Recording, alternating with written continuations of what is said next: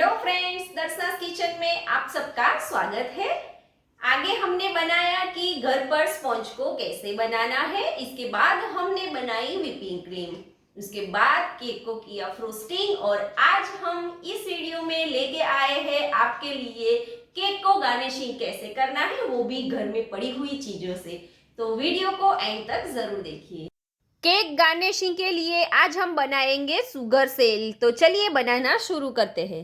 Gas पर एक pan रखेंगे, उसके अंदर ऐड करेंगे हाफ कप शुगर और उसको गर्म होने के लिए रखेंगे।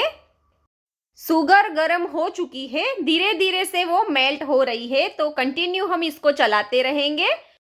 देख सकते हो शुगर अच्छे से मेल्ट हो रही है, अब भी वो थोड़ी पिघलने के लिए बाकी है। तब तक हम इसको चलाते रहेंगे और गैस की आंच है वो बिल्कुल हम धीरे रखेंगे। देख सकते हो फ्रेंड्स, इसका कलर भी थोड़ा चेंज हो चुका है। स्पैचुला से हमें नीचे तक अच्छे से इसको हिलाते जाना है ताकि वो नीचे जले नहीं। अभी और भी इसे पकाना है, तो हम थोड़ी देर के लिए इसको ऐसे ही रखेंगे। देख सकते हो इसका कलर काफ़ी चेंज हो गया है, ये काफ़ी गाढ़ा हो गया है। अब इसको चेक कैसे करना है ये मैं आपको दिखाती हूँ। एक कटोरी के अंदर पानी लेकर इसकी कुछ बूंदे हमें ऐड करनी है। ठंडा होने के बाद ये बूंदे हमें हाथ में लेना है और हाथों से तोड़ना है। देख सकते हो बहुत ही हार्ड लग रही है, इसका मतलब ये सिरप हो गया है। अब गैस को बंद कर लेंगे और थोड़ा सा इसको ठंडा होने के लिए रखेंगे।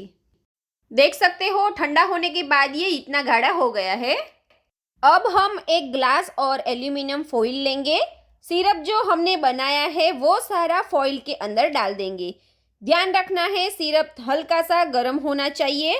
स्पैचुला से थोड़ा फैला देंगे और अब हम धीरे से फॉइल पेपर को ग्लास के ऊपर रख देंगे, कुछ इस तरह से। ग्लास की जगह आप बॉटल का भी यूज़ कर सकते हो। थोड़ा सा सेट होने देंगे और ऐसे ही छोड़ देंगे जब तक कि वो ठंडा न हो जाए। शुगर सेल के अंदर से हमने एल्यूमिनियम फॉइल को हटा लिया है और हमारा शुगर सेल कुछ इस तरह से दिख रहा है। तो आप फ्रेंड्स देख सकते हो कितना अच्छा बना है।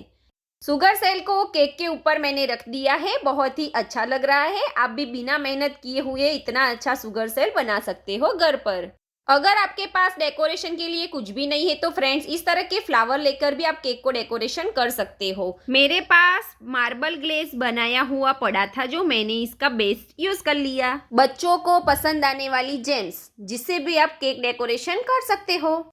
इस तरह से आप गैनाश बनाकर केक को डेकोरेशन कर सकते हो, इस तरह से, जिसकी रेसिपी मैंने पहले ही अपलोड की हुई है, जिसकी लिंक मैं नीचे डिस्क्रिप्शन बॉक्स में दे रही हूँ। अपनी चॉइस के बिस्किट से भी आप इस तरह से गार्निशिंग कर सकते हो और इस तरह से आप अपनी फेवरेट चॉकलेट से भी केक को डेकोरेशन कर सकते हो।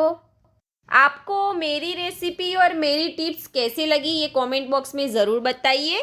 वीडियो को लाइक कीजिए, शेयर कीजिए, चैनल को सब्सक्राइब कीजिए। मिलते हैं अगली नई रेसिपी के साथ। Bye bye.